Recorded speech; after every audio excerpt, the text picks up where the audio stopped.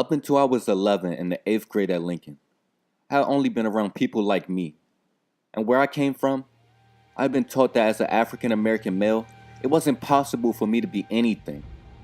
I brought that defeatist mindset to Lincoln and failed all my classes. In those days, I was so nervous in class because I didn't know anyone and felt that they didn't want me in their school. But I was wrong. I was welcome, respected, and even looked up to. While I chose not to care about my future, I was shamed and moved by just how hard my peers worked to learn English, how seriously they took their education, and how temporary they viewed their circumstances. Their optimism for a better tomorrow infected me. I too started to care and I started to work hard at doing well in school. This experience also opened me up to the world around me, to new cultures and a new language, Spanish. I've now traveled to Cat Island, the Bahamas, Cuba, and Panama. I've always had a deep and all-consuming passion for music. It is also the one thing that has never made me feel hopeless. I'm a self-taught musician because I could never afford lessons. This passion became my mission when Mr. Crawford told me in the 11th grade that I can go to college to study music. It may sound simple, but the idea of going to college to learn what I already loved doing never even crossed my mind. I now had something to work for. Because of that, my grades improved dramatically, and I made the honor roll for the first time that year, and I've never been taken off since.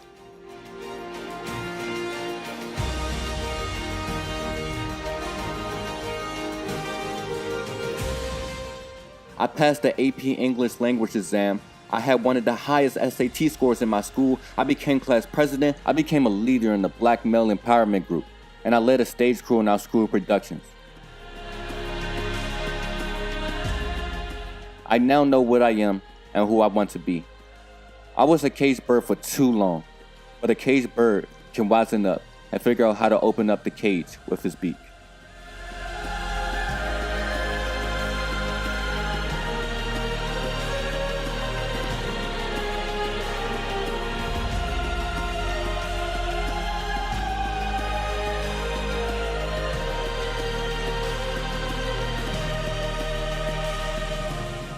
When I came to Czech from El Salvador, with no English speaking skills, my nonverbal communication skills were heightened. I learned to pick up on social cues, body language, and facial expressions that gave away a person's intentions. Without English, I certainly didn't have a clue about American history. 8th grade math, I knew nothing.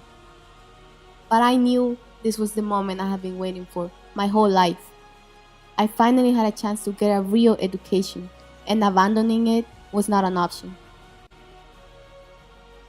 I submerged myself into strange but interesting books. I stayed after school every day to get extra help, and I implored my teachers to give me the same work that normal students receive. After 1 year, I had learned English, began tutoring newcomers after school, and even started taking early college classes. By the end of 9th grade, I had the highest GPA in my class and received the DC College Savings Plan scholarship. However, a few days later, a new and unexpected obstacle surfaced when the scholarship I had won was taken away after they discovered I did not have papers.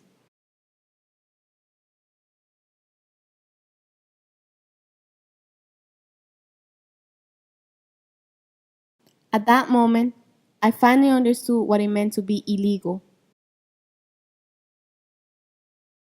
and realized that I could have perfect grades and still be denied the financial opportunity to attend college.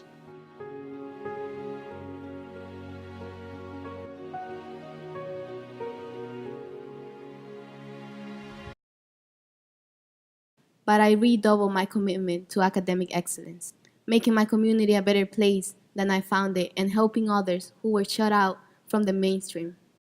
I did everything in my power to be seen, to be heard, and to rise and to break free from the label of other. My voice is the voice of every child crossing that border for a better tomorrow.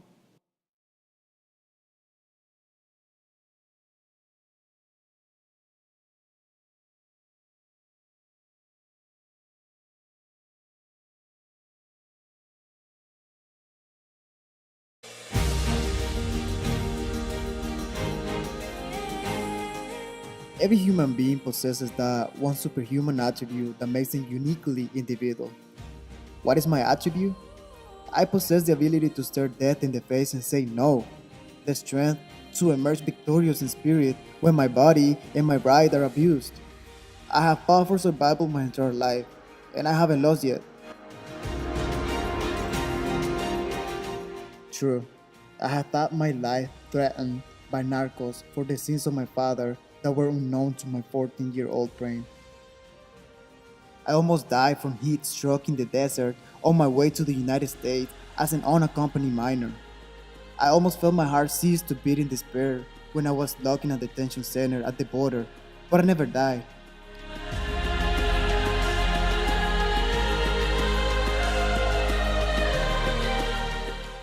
When I first arrived in the United States, I did not believe that I would ever learn English. College? Impossible. I didn't believe in my abilities, but I didn't quit either. I didn't die on the inside. I saw every single day as an opportunity to work, and work I did. Long hours cleaning buildings, reading, doing homework, and never wasting a single second of breath because I knew how lucky I was to breathe the air in this wonderful country that I refused to give up on, even though it appears to have given up on me.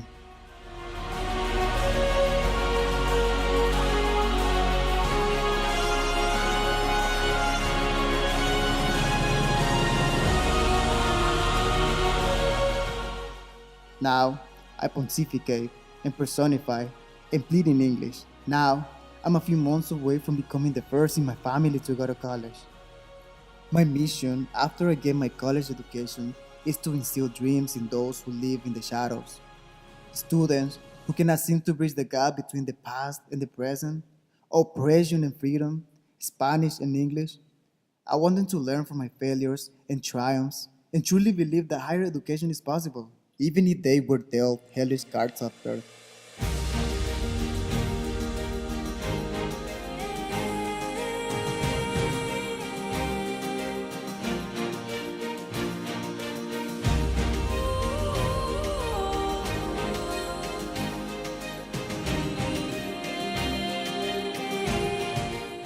Touch.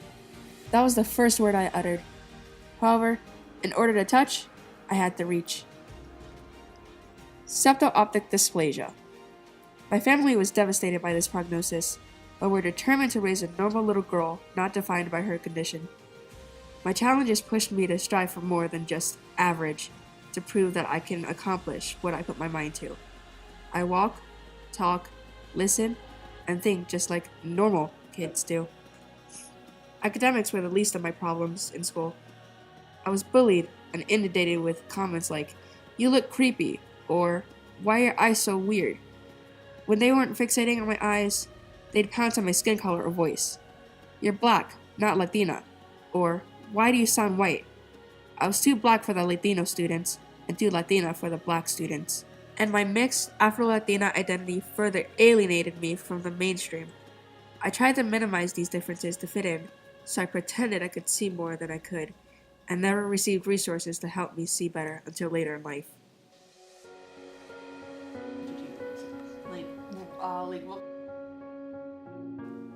Somewhere along the way, I discovered that astrophysics is my calling.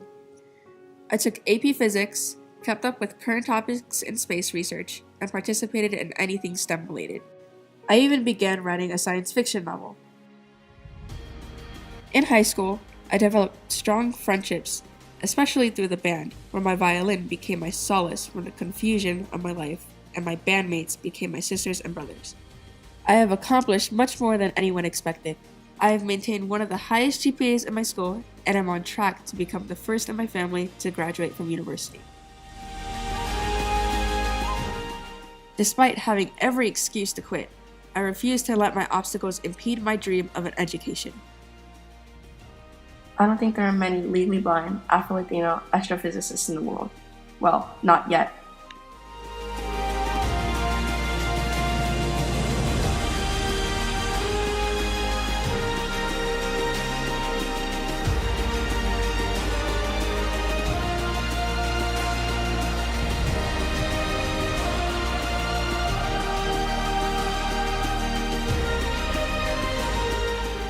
I am 18 years old, going on 45, and every day I am trapped.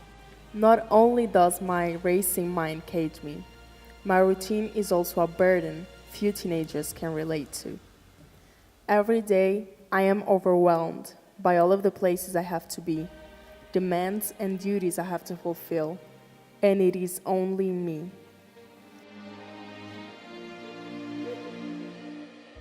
I am all alone as I play the role of mother, sister, translator, negotiator, and navigator of immigration policy for my family. On top of it all, I am just a senior. And while I embrace all of these responsibilities, I am emotionally, physically, and mentally drained. Nevertheless, I persist. I wake up every morning at 6 a.m. Then, I become a machine. I have to get ready, wake up my mother and 3 younger sisters, and prepare breakfast. When everyone is ready, we head out, and I begin a race against time.